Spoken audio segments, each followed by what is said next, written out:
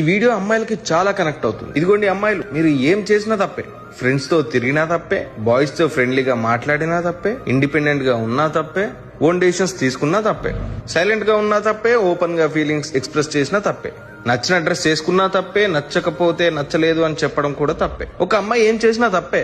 నాకు నచ్చలేదు, నాకు ఇష్టం లేదు, వద్దు అని తన ఒపీనియన్ కూడా చెప్పకూడదు. ఒపీనియన్ చెప్పడం కూడా తప్పే తెలుసా.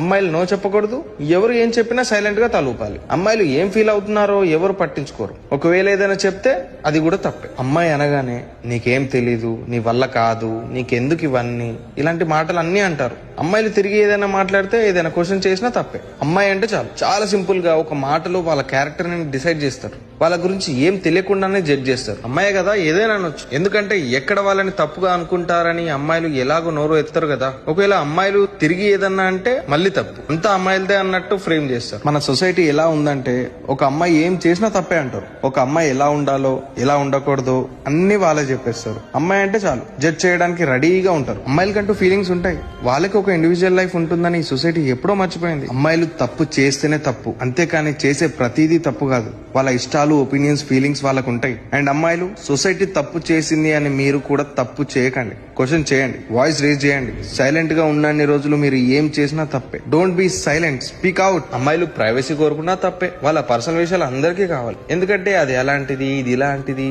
అని సిగ్గు లేకుండా ఏదో ఒకటి కామెంట్ చేయాలి కదా. అంతకంటే ఏం పని ఉంది ఇంకా ఈ సొసైటీకి. అమ్మాయిలు, be what you are, do what makes you happy, don't give a fuck to those who judge you, you deserve all the respect and freedom. నేను చెప్పిన మాటలు నిజం అనిపిస్తే కింద కామెంట్ చేసి మీ ఫ్రెండ్స్ కి షేర్ చేయండి.